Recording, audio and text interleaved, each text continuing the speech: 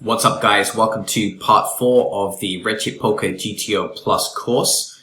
We're going to be creating a cbet OOP tree in this session, and we're going to be making use of the advanced tree builder. If we think about some of the lessons that we picked up so far in this series, we realize that we might be able to increase the accuracy of our output by giving the solver a selection of different bet sizes to choose from. It became apparent in our previous analysis of the scripted cbet in position across multiple flop textures that there were some textures the solver may have cbet more aggressively on if it had the ability to use a small bet sizing. But since we were forcing the solver to always bet 2/3 on the flop, we had no real way of demonstrating whether that was true or not. So learning the lesson, we're going to try and build a slightly more representative tree as we look at cbet flop out of position. And the way we can do that is by using the advanced tree builder. First, our pre-flop ranges. We already discussed how to do this earlier on in the course. Once again, these ranges are taken from the Red Chip Poker solved ranges that we've taken from Monka Viewer. So we have a range OOP. This is a small blind RFI range. You can see it's around 44.3%. Then we have the cold calling range in position. It's about 33.1% of hands. You can see that we don't really have any very strong hands in this range because they would be 3-betting pre-flop. Now let's build our tree. Before we build our tree, we need to insert a board texture. So let's add the King 7-2 rainbow. Let's go to done. Let's go to build tree. This time we're going to go to the advanced tree builder. Firstly, we have our default bet sizing. So this is what the solver is going to use on every street unless it's being given something more specific to do. Now, we don't want to give the solver very specific instructions for every street, because if we start giving it bet sizing options for all of the different decision nodes, we're going to end up with a very big tree very quickly, which might be slightly more accurate, but it's going to take a lot longer to solve. We only really want to increase the specificity of our tree at the point we're considering. So right now we're thinking about c-betting flop OOP. So it's important that we give the solver a range of sizings to use when c-betting OOP on the flop. But as for the rest of the tree, it's probably okay if we just give the solver one sizing for all of those decision nodes. We keep our tree small, we have the accuracy where we need it, which is around the point we're analyzing, c-bet flop OOP. Let's set the default bet to something relatively neutral. Let's put 60% pot. We have this option as well, with only 2 bets left to get the money in smoothly. So in this instance, the solver is allowed to use its built-in intelligence to some extent to actually override that default bet sizing. So if you can get the chips in smoothly with 2 bets, it's allowed to bet larger than 60% pot. This avoids weird situations where, let's say, you could end up on the river and you have just over 60% pot size bet left, but the solver's not allowed to shuffle in because you've told it only use 60%. So the solver almost shoves all in for maybe 98% of the remaining stacks, and then his opponent has to raise to get the remaining 2 big blinds in or whatever that's remaining for the river. So we get smoother trees if we turn this option on. Don't donk. Having donk bets on each street doesn't necessarily increase the accuracy of the solve that much, but it does add a great deal of complexity to the tree. So let's turn that option on. Don't donk unless you've shown aggression previously. Of course, some of you may realize if you've shown aggression previously, then it's not actually a donk bet. Also, add go all in if pushed less than 120% pot. So if you reach the river with just slightly over a pot size bet left, we're giving the solver permission to overbet in this situation. So if we turn this on for both options, you can see there's actually 2 options here. There's a midway option and an all the way option. So the all the way option is they have to go all in. The solver's forced to go all in if there's less than 120% pot size bet left, whereas the middle option is add all in as an option. So it's going to have the default bet sizing of 60%, or it has the all in shove sizing. So that's actually slightly more complex to include the all in shove sizing as well as the default bet sizing, but this is probably good for the accuracy, so we're going to keep this option on. Now we get to the point in the tree where we want to increase the specificity of a certain decision node. We're interested in the flop play for the out of position player. So we turn this option on, use custom settings for flop. The basic idea here is we simply want to give the solver a range of different sizings that it can use.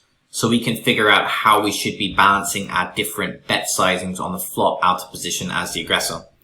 Let's think about some logical sizings here. We know players like to use 33% pot, so let's add 33. 66 seems reasonable as well. And a larger bet sizing, let's say 85% pot. And for good measure, let's just throw in a half pot bet sizing as well, just so we have a nice selection. We don't mind too much increasing the complexity at one individual node. It won't necessarily have huge impact on the size of the tree. If you imagine we gave the solver the option to use any of these 4 sizings at every decision node, now we just have a huge tree on our hands, which is not going to be practical. If we expand the arrow here, we can see extra options. And we have a small problem before you build that tree, which is that we have this don't donk option on. And of course, this is actually a c-bet OOP, but the solver doesn't know what the preflop action is, so it has no way of knowing whether the flop c-bet out of position is a donk or not. So although we've specified these bet sizings for the flop c-bet, the solver's not going to make use of that option at this stage. We have to turn off the don't donk option specifically for the flop. We can then see the memory needed for solving, 4.2 GB. So this is not going to work very well if you have a system with 4 GB of RAM or less. To put this into perspective, we were working with trees around 600 to 900 megabytes in the previous parts of this series. Now we have a tree that's 4 times as large because we have changed the possible flop sizings at this decision node. Let's build a tree. Let's check out the results. So we can see straight away at the first decision node into the 6 big blind pot, the c-bet out of position can now pick between any of these sizings. 2 big blinds, 3 big blinds, 4 big blinds, or 5 big blinds. Well, let's try a couple of different flop textures and see what the solver likes to do. So first with our King 7-2 rainbow, with everything in place, we can now run the solver. Let's increase our target DV to 0.5%. Let's see what we get. So with our solve complete, let's start by having a look at the c-bet frequencies OOP on the King 7-2. Our c-bet frequencies are divided up across the different sizings. So you can see that the 1/3 sizing is used most frequently at 35.8%. The half pot sizing is used quite often, but not as often as the 1/3 at 22.8%. Then the larger sizings, the 2/3 and the 85% pot, they're just not really used that often. You can see 0.03 and 0.33 for the 3.96 and 5.1 big blind bets. When we were running our model for c-bet in position, we noticed that there were some textures that seemed very good for the PFR that weren't c-bet at a high frequency. This is an example of a texture that's good for the PFR. So the same board textures are usually good for the PFR, whether it's an in position or out of position situation. King 7-2 is typically very good for the PFR. But notice that even on a very good texture, the solver is not overly inclined to use the 2/3 and 85% pot sizings. So if we set up a tree where the solver can only use 2/3 pot, then it has to make a decision. Does it want to use the non-optimal sizing, or would it prefer to check rather than use a non-optimal sizing? So we might get a skewed picture of how aggressively we should be c-betting on certain textures if we don't give the solver a full range of sizings to choose from. In this model, we've given a decent selection of different sizings, and we can see that the overall betting frequency is around 59%. The easiest way to compute that is to just look at the check frequency. So the solver is checking at 41% frequency, so we know that it must be betting at a 59% frequency, whatever sizing it's using in that case.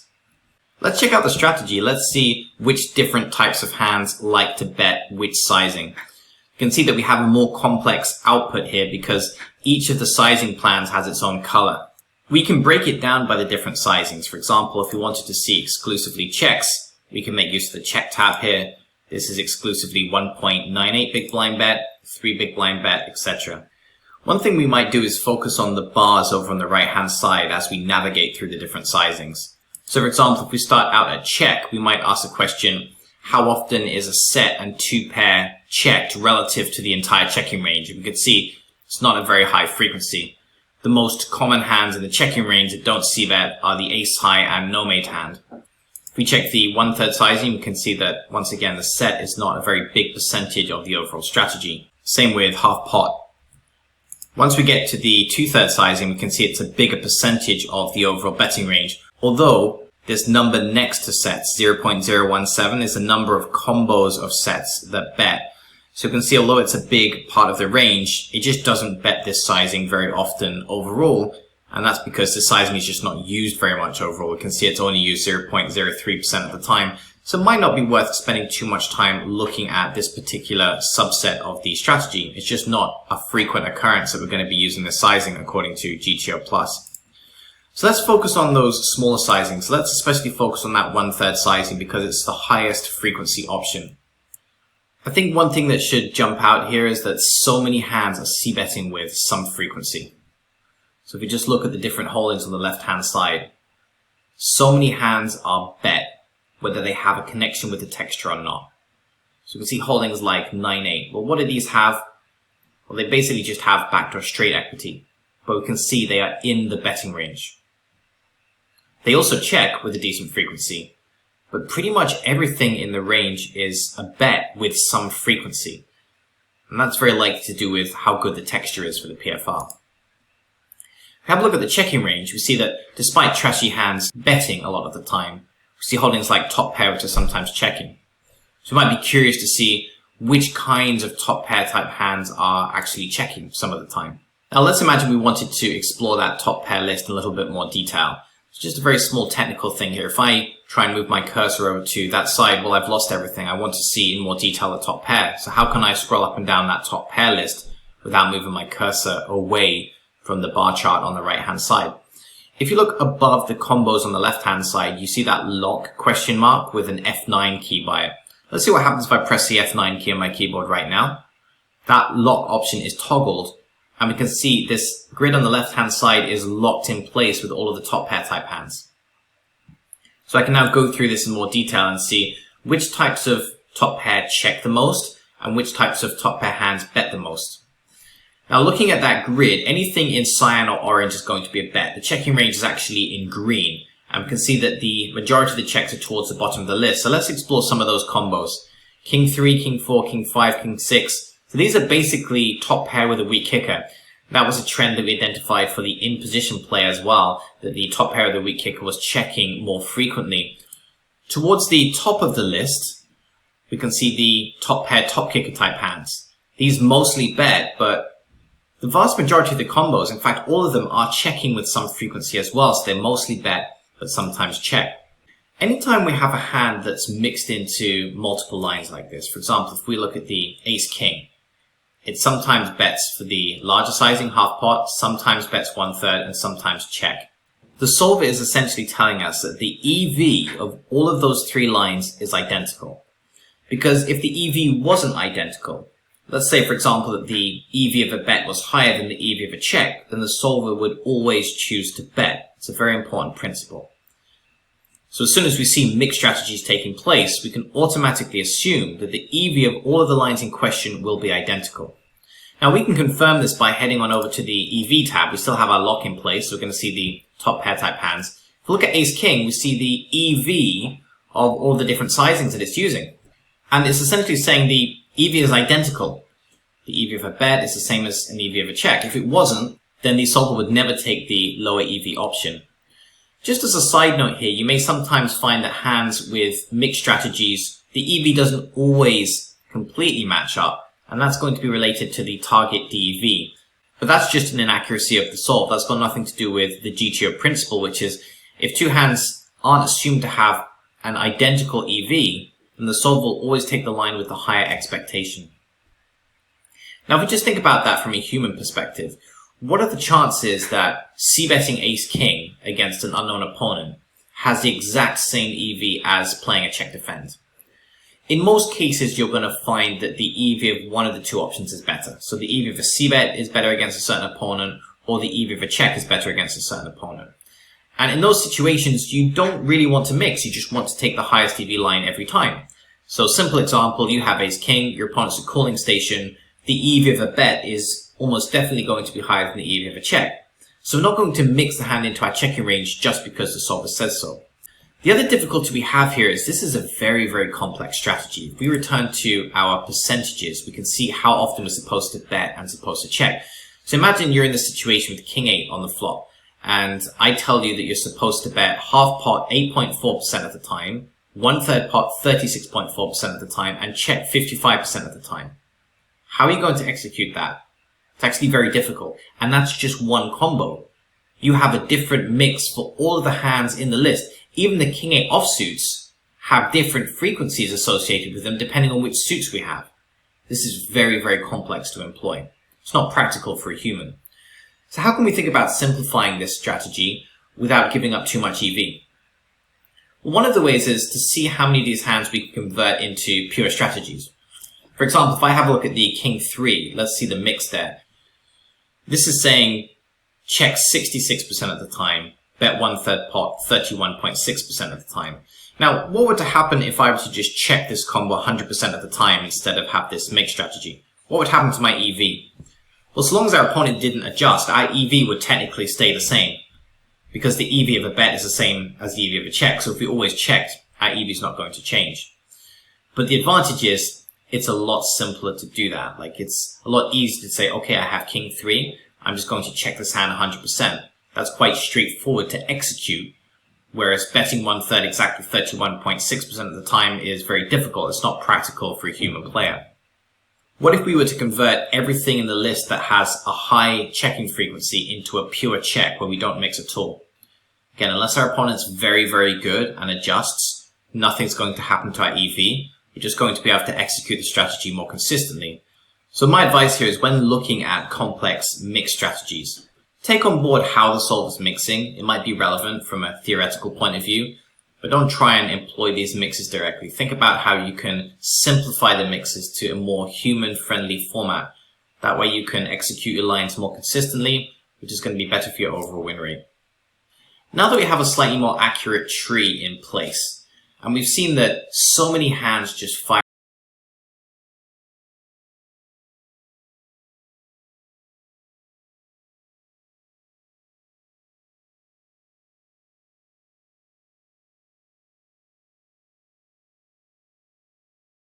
aggressively on the king 7-2 rainbow. Let's see what happens if we change our flop to something that's better for the cold caller. Let's go to our board.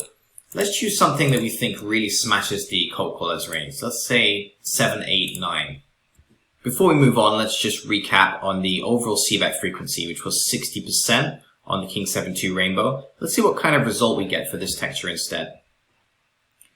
Now we know that we need to rebuild our tree. We can't just run the solver because we'll get this message. So we're going to rebuild our tree. All of the settings are the same. Build tree. Let's run the solve.